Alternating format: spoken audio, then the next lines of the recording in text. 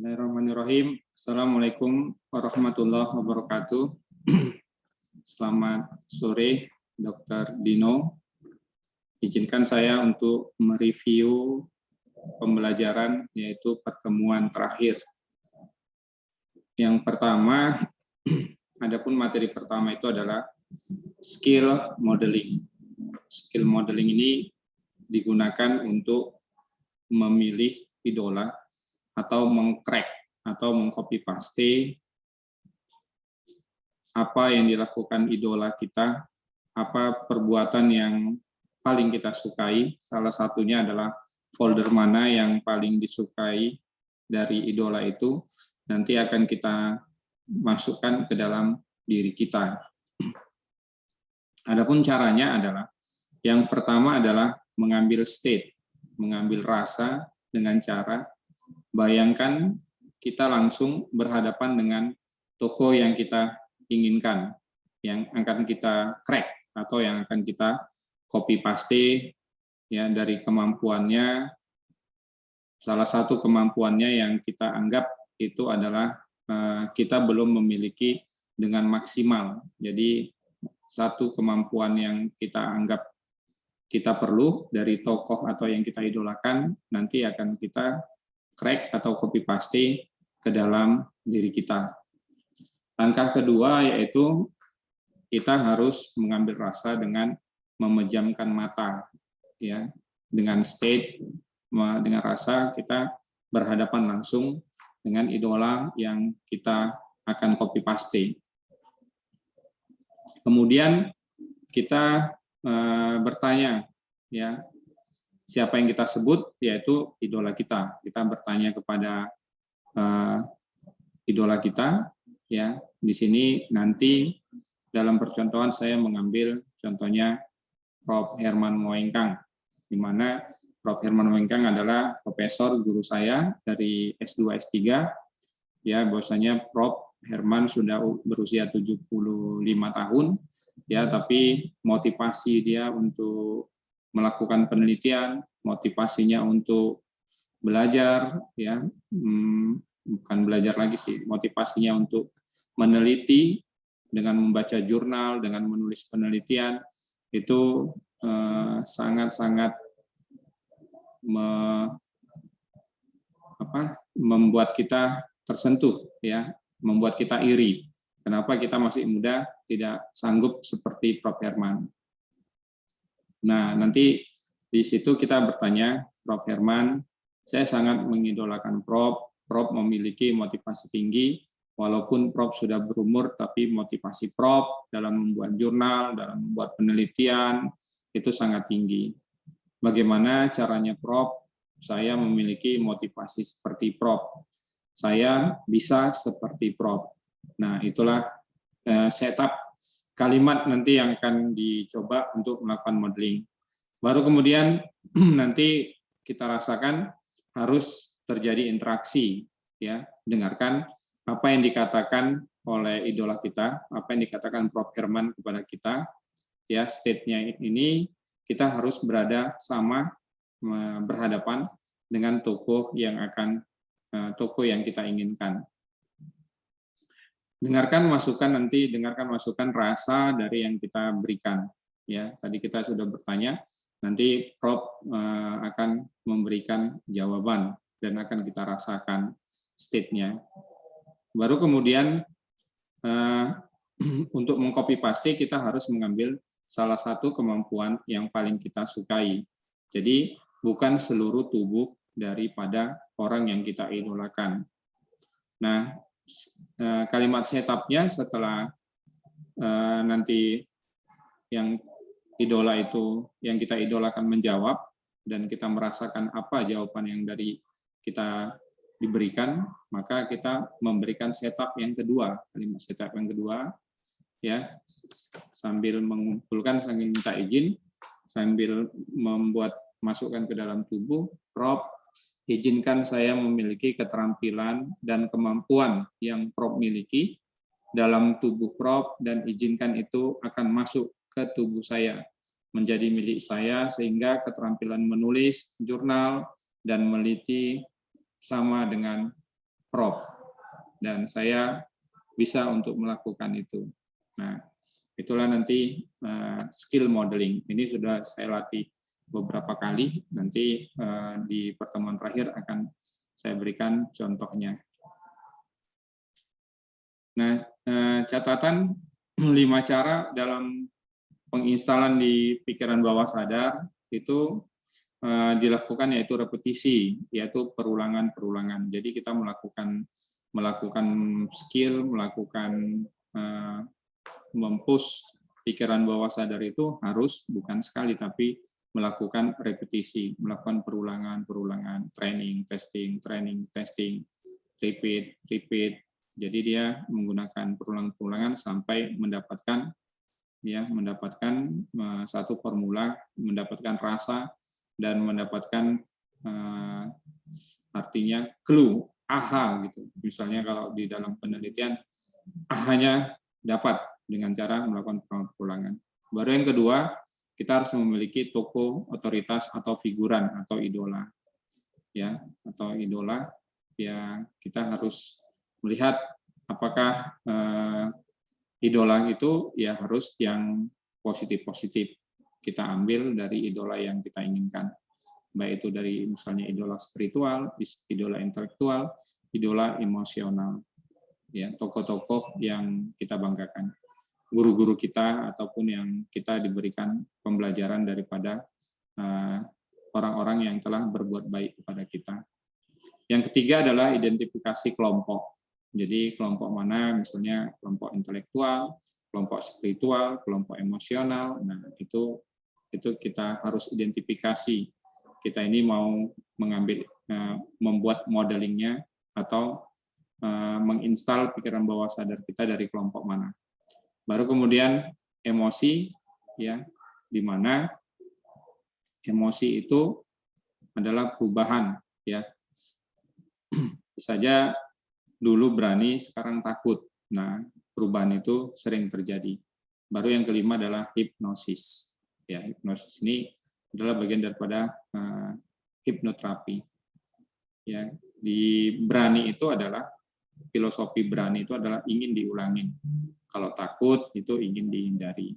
Jadi apabila kita takut, biasanya kita menghindari. Misalnya takut naik pesawat, maka menghindari naik pesawat. Berani naik pesawat, maka biasanya kita ulang-ulangin. Seperti anak-anak main prosotan di kolam renang, maka kalau dia berani pasti dia akan mengulang main waterboom-nya berkali-kali sampai dia merasa puas, baru dia berhenti. Itulah bagian dari modeling dan penginstalan pikiran bawah sadar. Materi yang kedua itu adalah review materi kedua. Sudahkah Anda dewasa? Ya. Nah, sering kita mengatakan bahwasanya apakah kita marah kalau kita tidak dibilang dewasa? Tapi apa pengertian orang dewasa? Itu juga harus kita paham filosofinya. Orang dewasa adalah orang yang ketika mengambil keputusan sudah mempertimbangkan konsekuensi dan risikonya. Jadi orang dewasa itu apabila dia mengambil keputusan, baik itu keputusan yang baik itu keputusan yang buruk, dia juga orang dewasa itu sudah mempertimbangkan konsekuensi dan risikonya. Ya, jadi contoh misalnya kasusnya hari ini banyak anak-anak TK itu PTM, pembelajaran tatap muka. Padahal wali kota, gubernur sudah melarang tatap muka untuk SD sampai perguruan tinggi. Nah, tapi banyak TK yang masih menggunakan itu. Jadi kalau dia dewasa, maka dia sudah berani mengambil konsekuensi dan resikonya. Apakah konsekuensinya sekolahnya ditutup, ataukah resikonya sekolahnya ditutup dalam 2 minggu, ataukah di tes PCR, ataukah tes antigen, di swab semua anak-anaknya. Nah, itulah kalau dia sudah dewasa. ya, dan sudah berani mengambil konsekuensi dan resikonya. Nah, orang dewasa itu adalah orang yang memiliki ilmu, ya, dan selalu mengupgrade ilmu. Karena setiap keputusan yang diambil, maka ia akan bergantung kepada referensi dalam pikirannya. Ya, keputusan diambil bergantung kepada referensi dalam pikirannya. Referensi itu adalah ilmu yang dimilikinya dalam mengambil sebuah keputusan. Orang dewasa bertanggung jawab akan keputusannya. Orang dewasa juga bertanggung jawab atas keputusannya. Misalnya, seorang dewasa, misalnya seorang pimpinan saya menyatakan bahwasanya kuliah tatap muka untuk semester ini ditunda dengan pembelajaran daring, atau misalnya pembelajaran tatap muka dilakukan melalui 2 cara. Yang pertama, setengah masuk di hari minggu pertama, setengah lagi masuk di minggu kedua. Jadi dalam 14 kali pertemuan, semuanya hanya 7 kali pertemuan. Nah, apabila mahasiswa itu keputusan yang saya ambil melalui musyawarah dan keputusan itu saya tanda tangani, maka itu harus saya pertanggungjawabkan, ya, berdasarkan kebijakan-kebijakan pemerintah terhadap COVID-19. Orang dewasa selalu mengupgrade ilmunya, walaupun dulu keputusannya salah, maka ia harus bertanggung jawab akan keputusannya. Nah, itulah filosofi tentang orang dewasa.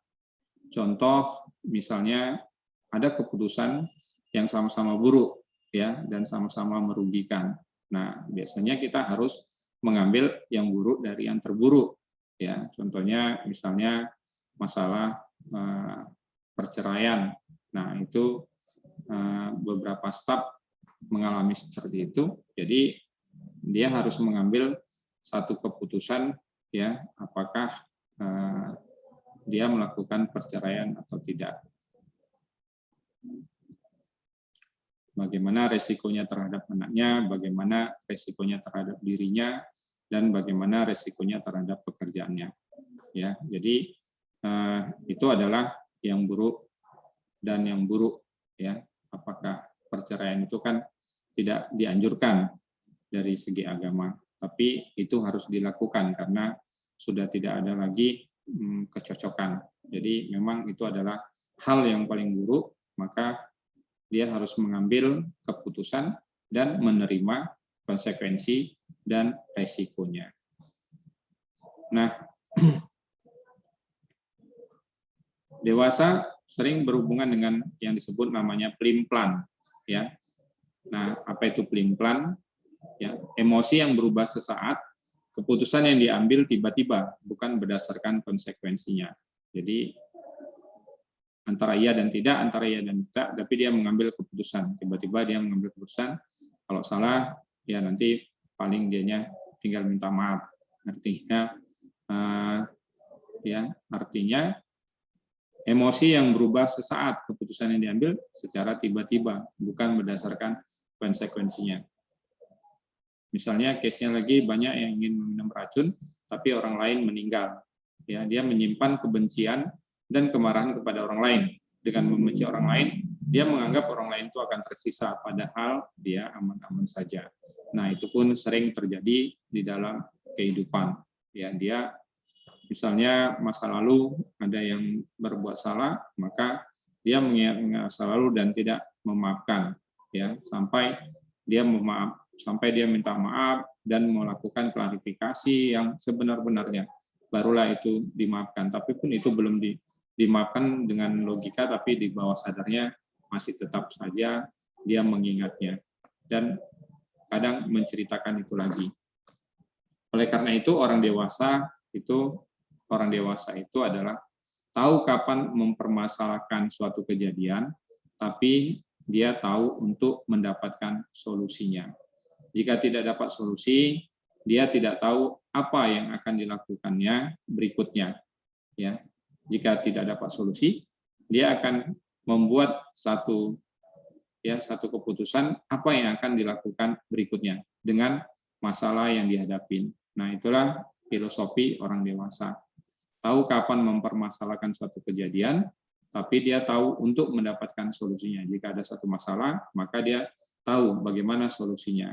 Nah, jika dia tidak dapat menemukan solusi, maka dia akan tahu apa yang akan dilakukan berikutnya ya dengan masalah yang dihadapinya. Kalau dia tidak ada solusi, tapi dia tahu juga apa yang akan dilakukan berikutnya. Ya, itulah materi dari sudahkah Anda dewasa. Materi yang kedua itu adalah you are what you eat. Kita adalah apa yang kita makan. Ya, kejadian-kejadian sering terjadi. Ya, apa yang kita masukkan ke dalam bawah sadar kita akan mempengaruhi mindset, mindset akan mempengaruhi pikiran, pikiran akan mempengaruhi sebuah tindakan. Ya. Nah, di materi itu yaitu terdapat kasus vaginismus, ya, artinya orang yang masih perawan walaupun dia sudah menikah. Orang yang menikah 1 tahun tapi dia masih perawan. Nah, case ini you are what you eat, kita adalah apa yang kita makan, diilustrasikan apabila ada di depan kita 3 makanan. Yang pertama, menu makanan baru bercampur kotoran atau binatang. Yang kedua adalah menu makanan yang basi yang sudah lama. Dan yang ketiga, menu makanan yang menyehatkan. Nah, otomatis secara logika kita harus memilih makanan yang menyehatkan. Karena makanan yang masuk ke tubuh kita akan memberikan reaksi terhadap diri kita, maka untuk itu kita memilih makanan yang menyehatkan. Kalau di dalam kehidupan intensitas, maka kita harus memilih makanan yang bersifat konstruktif, bukan destruktif. Jadi kita harus memasukkan makanan selalu yaitu yang konstruktif, ya, bukan destruktif, dan memasukkan yang positif, bukan memasukkan yang seperti ancaman-ancaman, ketakutan-ketakutan, tetapi kita memasukkan yang positif-positif, yang berani, ya, yang bertanggung jawab, yang ikhlas, yang sabar, yang pasrah. Kenapa? Karena apa yang dipikirkannya tergantung dari apa yang masuk dalam pikirannya. Misalnya, sebagai contoh orang yang tidur di kuburan. Jadi orang yang tidur di kuburan itu ada yang berani dan ada yang tidak berani. Yang berani karena dia memikir kuburan itu tidak ada apa-apanya. Ya, sama saja seperti tidur di rumah. Tapi kalau yang tidak berani menganggap kuburan itu adalah setelah dia tidur, maka banyak yang mengangkat dia, memindahkan dia, dan sehingga dia memiliki ketakutan yang sangat tinggi. Karena ketakutan itu adalah dihindarinya. Nah, apa yang terjadi di kasus vaginismus? Bahwasanya ada informasi dari 3 kawannya bahwa malam pertama seks itu menyakitkan, ya. Jadi itulah yang masuk ke alam bawah sadarnya, sehingga yang masuk ke dalam pikirannya dan keyakinannya, ya, sehingga dia menolak untuk melakukan hubungan seksual dan melakukan hubungan penetrasi. Karena sudah ada informasi di alam bawah sadarnya bahwa hubungan seksual malam pertama itu adalah sangat menyakitkan. Nah, orang bijak mengatakan mencegah lebih bagus dari mengatasi. Ya, ada juga case dari case narkoba. Ya, kita tahu narkoba itu adalah menyebabkan kecanduan. Jadi lebih baik di situ adalah mencegah dari mengobati. Ya, karena untuk mengobati dan mengatasinya itu butuh biaya, butuh tenaga, butuh waktu, ya, dan butuh kesabaran. Nah, bagaimana untuk melihat memasukkan makanan seorang anak yang suka narkoba, maka dia harus mengunjungi tempat rehabilitasi. Karena banyak orang yang di situ yang narkoba, kita akan melihat banyak orang yang menderita sampai mengantuk-antukan kepala, sampai stres, ya. Nah, sehingga narkoba itu diasosiasikan sebagai penderitaan.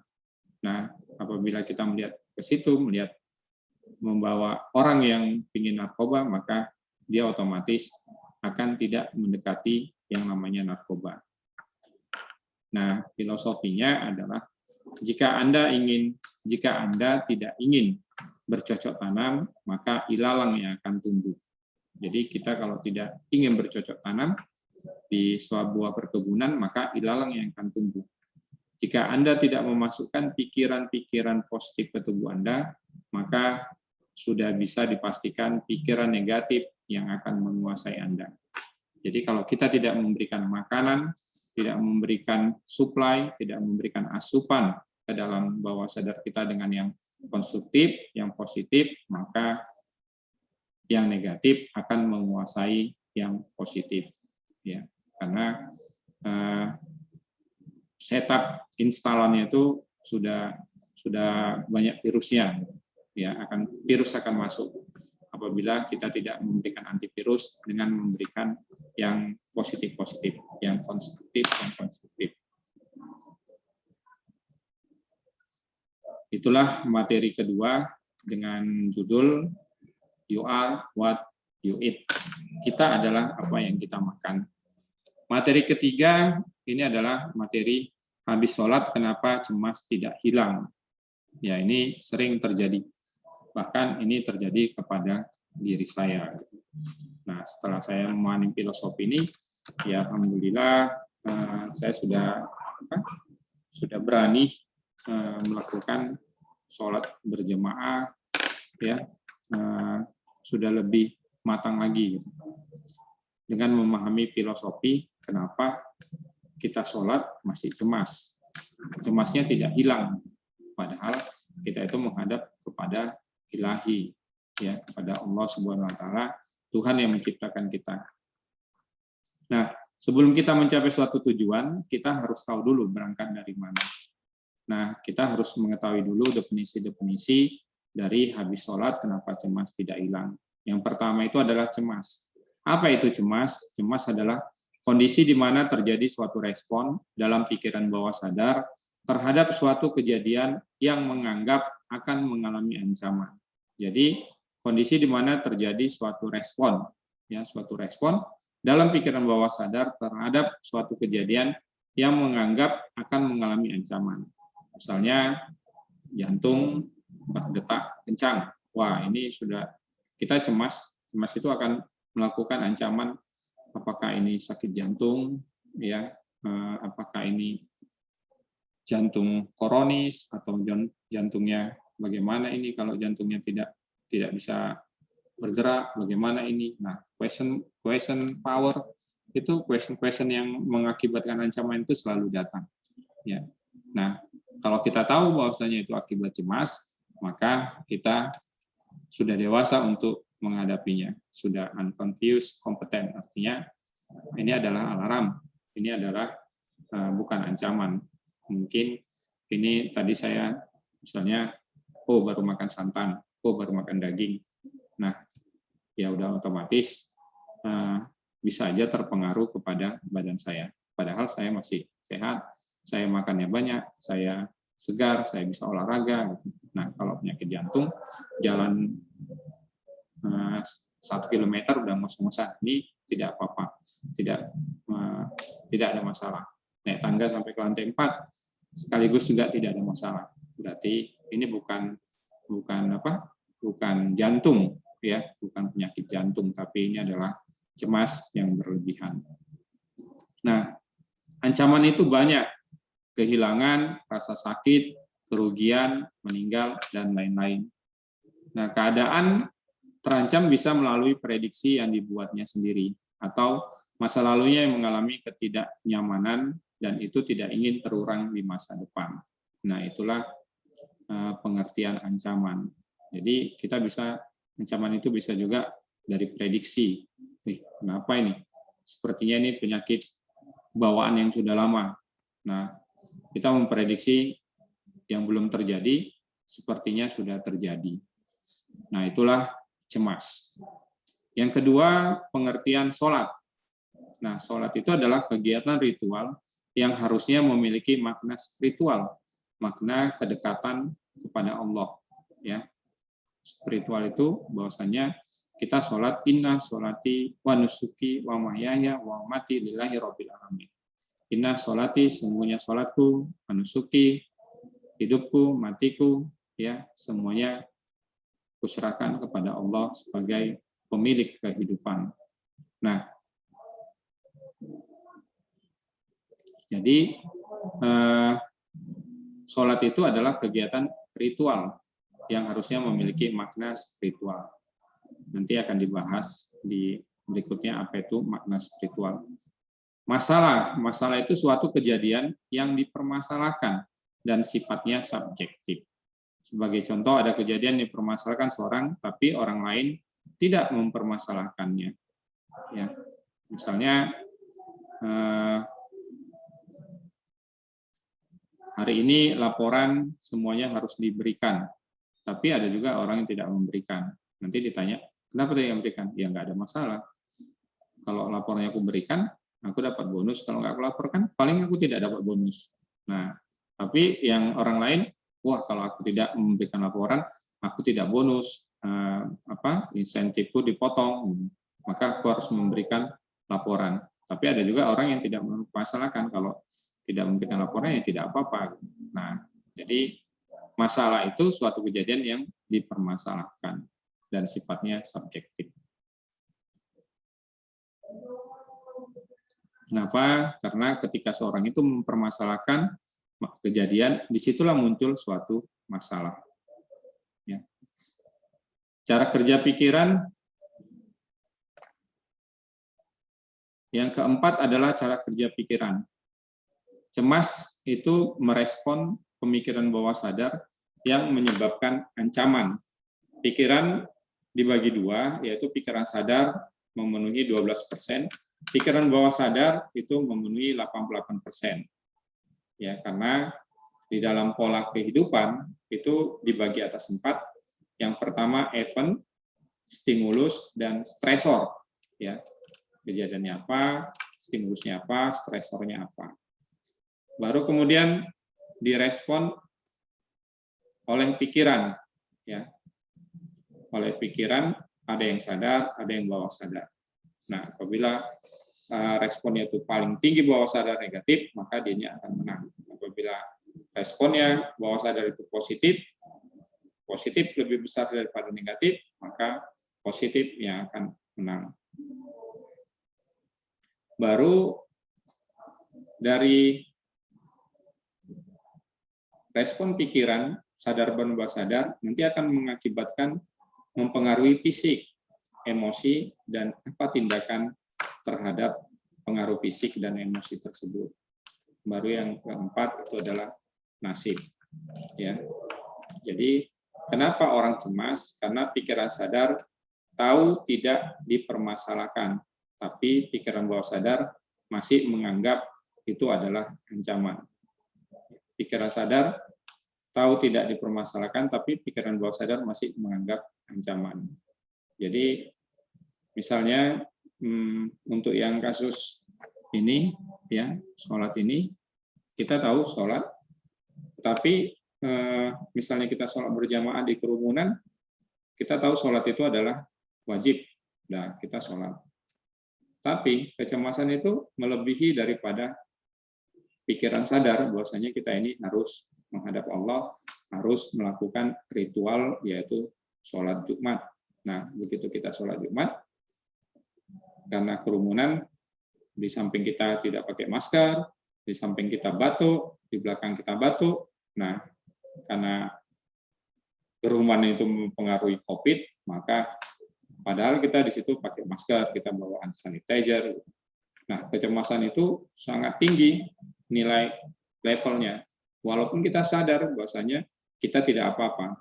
Nah, akibat cemas yang sangat tinggi levelnya, maka disitulah datang pengaruh fisik, emosi, dan tindakan yang terjadi pada tubuh kita. Karena kita memberikan stimulus, memberikan respon, ya, stresor bahwasanya ini adalah ancaman, ini adalah suatu keadaan yang bahaya. Ya. Nah, itulah cemas yang berlebihan. Baru yang kelima, cara kerja pikiran, perasaan, dan tindakan. Ya, emosi adalah bahan bakar dari suatu tindakan. Emosi adalah refleksi dari cara berpikir. Jika pikiran bawah sadar ini adalah ancaman, emosinya cemas. Jika pikiran bawah sadar mengatakan kehendak Allah, maka emosinya adalah memiliki ketenangan. Jika ada dua emosi yang berlawanan, maka emosi mana yang terkuat?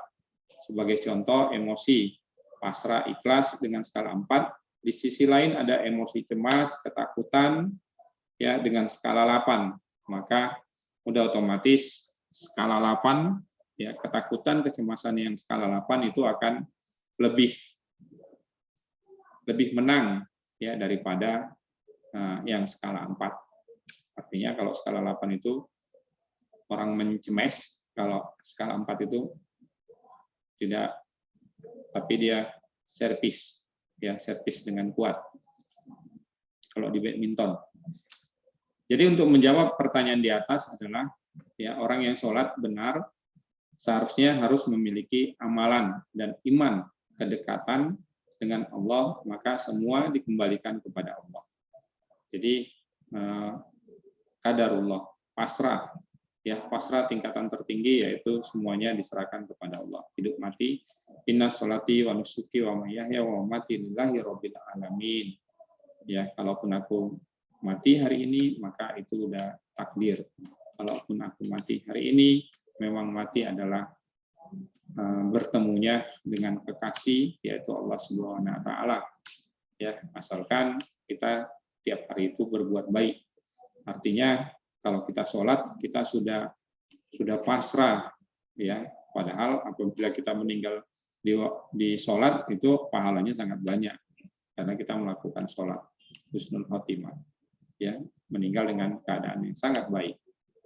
Nah, selama sholatnya dilakukan selama konteks ritual, maka skala emosi tidak tinggi dibandingkan ketika dia merasa terancam, memiliki skala emosi yang tinggi. Karena kita melakukan ritual, sholat bukan mengamalkan sholat. Jadi apabila kita masih kecemasan, itu artinya bahwasanya kita masih melakukan hanya ritual sholat. Ya, sholat, ya, tapi tidak, khusyuknya itu ya tidak kuat, ya, amalannya itu tidak seperti filosofi inna sholati wa nusuki wa mahyaya wa mamati lillahi rabbil alamin. Ya, sebelumnya hidupku matiku semuanya kuserahkan, sholatku, hidupku, matiku semuanya kuserahkan kepadamu, ya Allah. Maka jika itu sudah dimaknai dengan sesungguh-sungguh, maka amalan kita serahkan semua hanya kepada Allah. Maka di situ emosi ketakutan akan menurun, ya, akan menurun sehingga kita tidak mengalami emosi yang dikatakan bahwasanya, ya, habis sholat kenapa cemas tidak hilang, karena kita masih menggunakan ritual, bukan melakukan amalan yang spiritualnya sangat tinggi.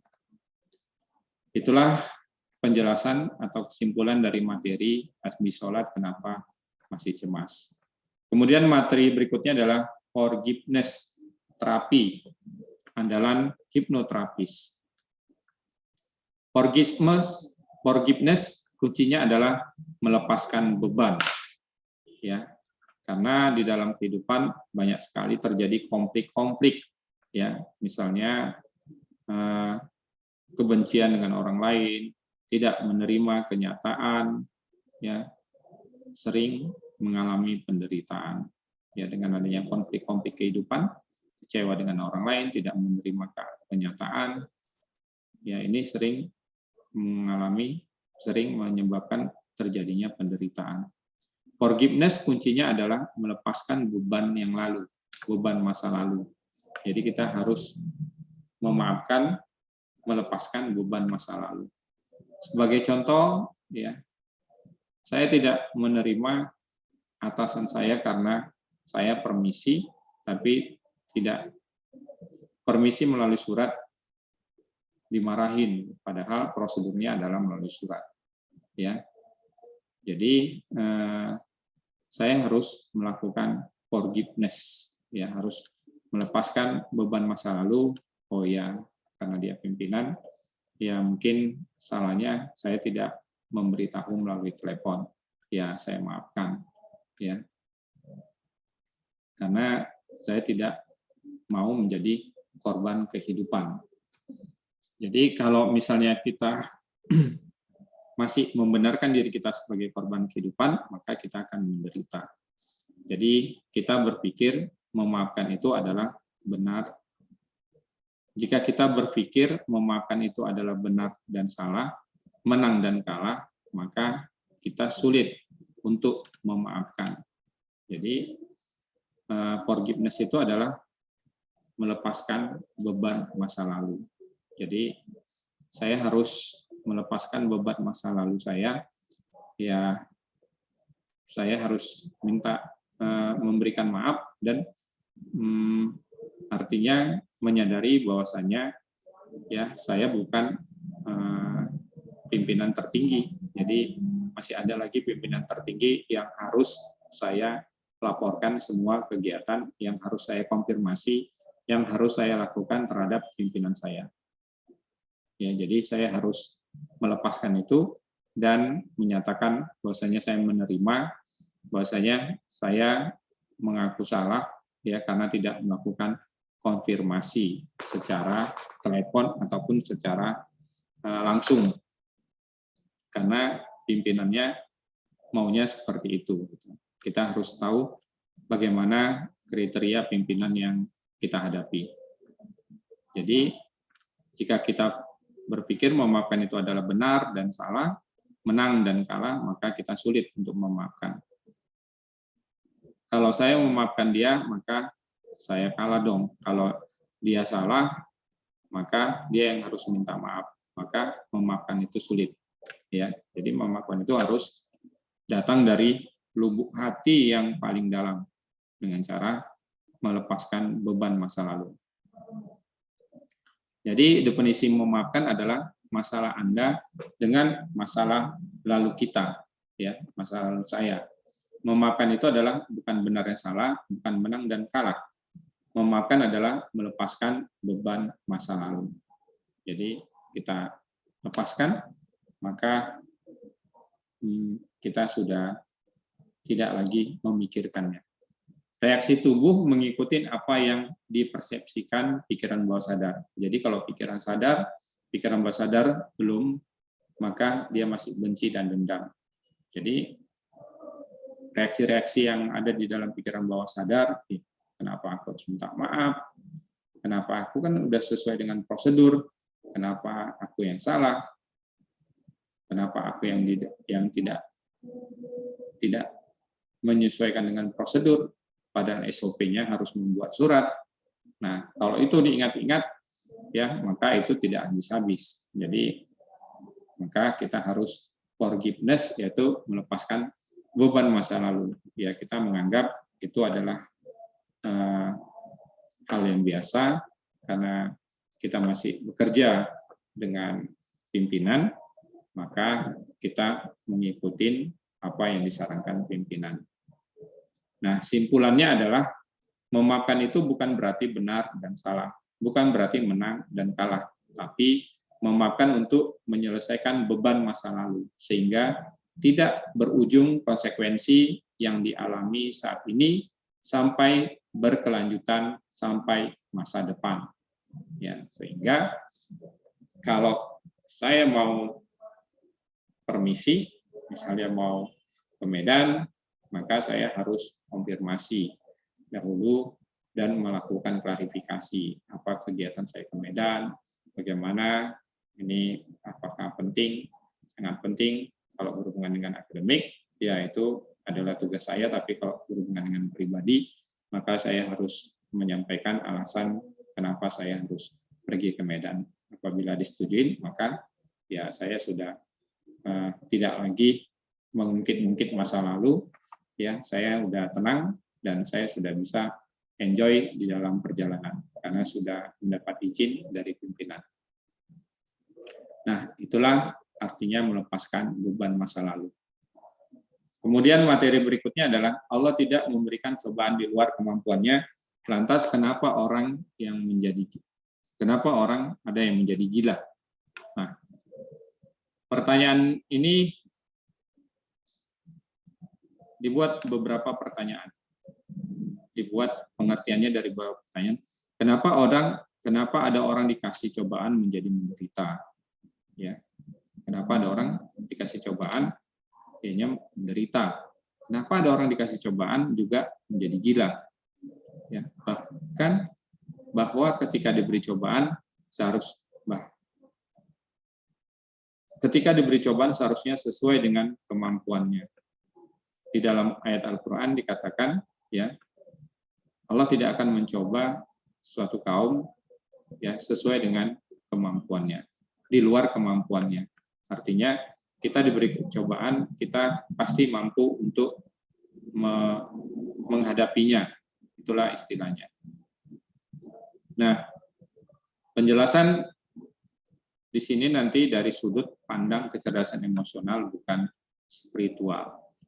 Kasus-kasus cobaan banyak dalam berkeluarga yang sering kita hadapi. Ya, misalnya ada orang tua yang meninggal karena kecelakaan lalu lintas, misalnya pernikahan karena tanpa restu, baru kemudian narkoba, ya, perkelahian antar keluarga, ya, warisan keluarga. Nah, jika kasus di atas tidak ditangani dengan baik, maka bisa mengakibatkan penderitaan bahkan menjadi gila. Ya, kehidupan itu tidak memilih kita mau belajar atau tidak mau belajar.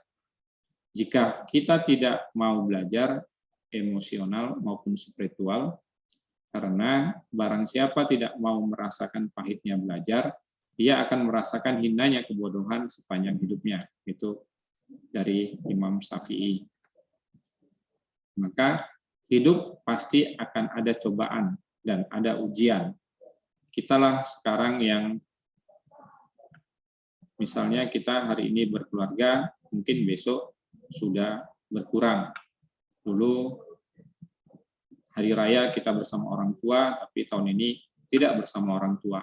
Nah, itu cobaan dan ujian itu selalu datang.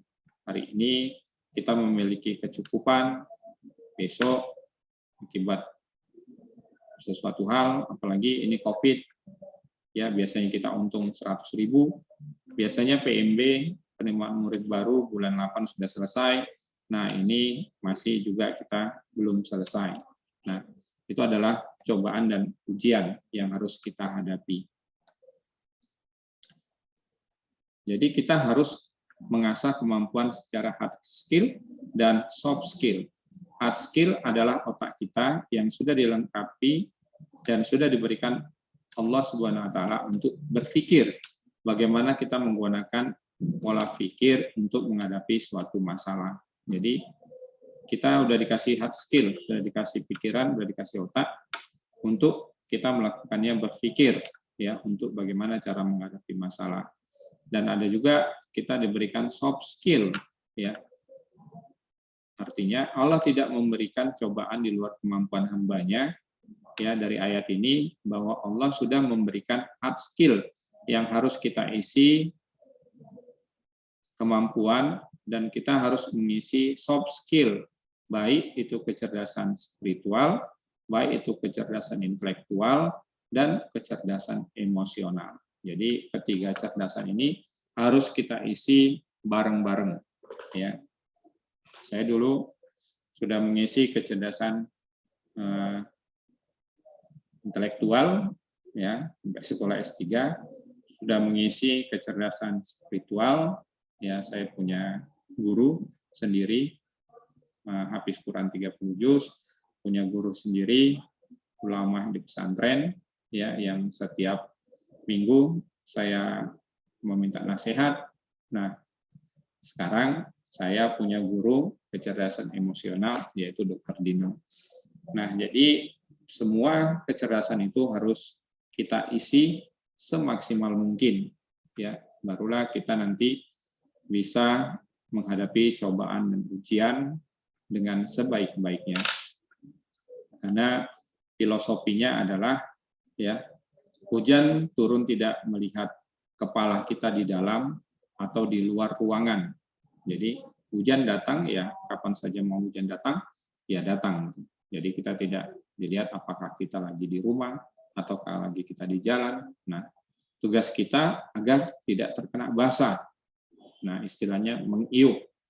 Nah, masalah cobaan tidak akan datang dengan kita siap atau tidak siap sebelumnya. Tugas kita lah agar kita tidak merana karenanya. Jadi solusinya adalah kita harus mengupgrade ilmu, baik itu hard skill maupun soft skill untuk menghadapi masalah yang kita hadapi. Nah, itulah pertemuan dengan judul Allah tidak memberikan cobaan di luar kemampuannya. Baru pertemuan terakhir, yaitu setuju atau tidak perlu pernikahan untuk suatu proses kehamilan. Nah, dalam seminar dokter spesialis kandungan mengatakan tidak perlu pernikahan untuk proses kehamilan.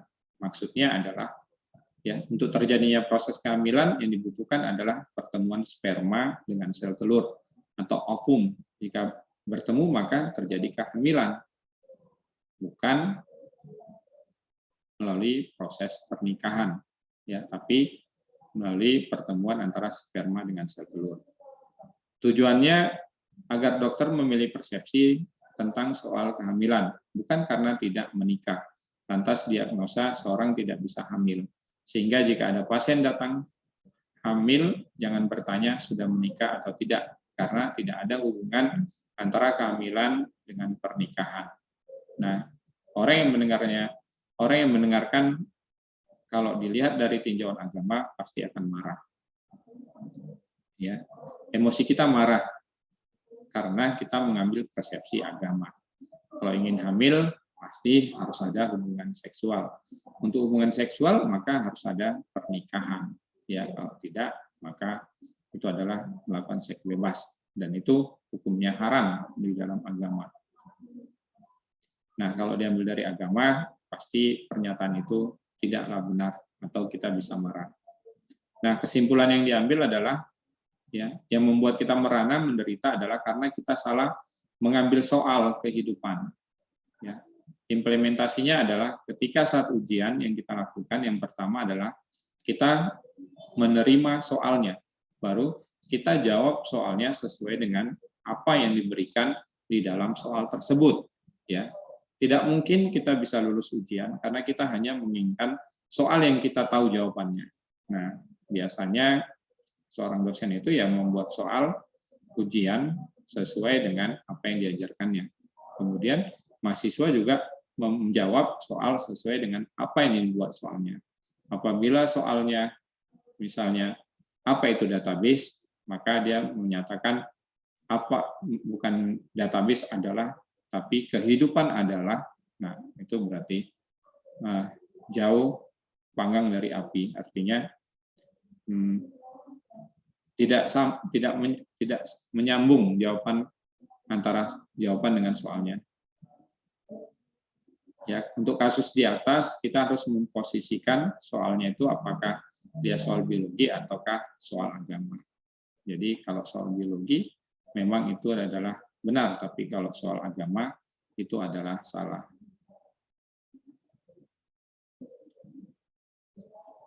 Kasus lain di dalam kehidupan, ya, hubungan seorang yang putus pacaran dan pacarnya memiliki pasangan baru. Dia merana karena setelah putus sama maka harus jomblo, tapi yang satu punya pasangan baru, yang satu tidak. Maka yang tidak ini marah kepada yang mantannya. Ya, kita harus sama-sama jomblo karena dia menganggap kalau udah putus maka harus jomblo. Nah, yang kasus berikutnya adalah kisah ujian anak. Ya, seorang anak ujian dan mendapat nilai ulangan sangat rendah, yaitu nilai 4. Kenapa? Karena soal yang dibuat anak tidak sesuai dengan soal ujian. Artinya jawaban yang dijawab pada saat ujian tidak sama dengan soalnya. Baru ditanya orang tuanya, kenapa seperti itu? Hanya itulah yang aku tahu. Hanya yang tahu dia adalah 20 ditambah 25 sama dengan 45, 25 tambah 25 sama dengan 50. Nah, itu ditulis soalnya. Jadi jawaban tidak sesuai dengan soalnya, maka disalahkan oleh gurunya. Tapi anaknya menulis soalnya itu di lembar kerjanya adalah soal yang benar menurut dia. Nah, 2 kasus di atas, emosi, kekecewaan, dan merana karena pertama tidak menerima soalnya dan tidak menjawab soalnya sesuai dengan apa soal yang diberikan. Jadi untuk menjawab setuju atau tidak perlu pernikahan untuk suatu proses kehamilan, maka kita harus pertama sekali menerima soalnya, baru menjawab soalnya. Apakah ini soal dari biologi ataukah soal agama. Nah, itulah review pertemuan demi pertemuan yang saya berikan. Untuk yang modeling, nanti akan saya buat video sendiri. Ya, terima kasih. Saya ucapkan kepada Dr. Dino yang telah memberikan materi pertemuan 1 sampai pertemuan ke-13. Semoga Dr. Dino dan keluarga selalu sehat walafiat dan dapat memberikan pencerahan, dapat memberikan ilmu kepada orang-orang yang membutuhkan, sehingga itu adalah amal jariah, yaitu berbuat baik terhadap sesama. Terima kasih. Assalamualaikum warahmatullahi wabarakatuh.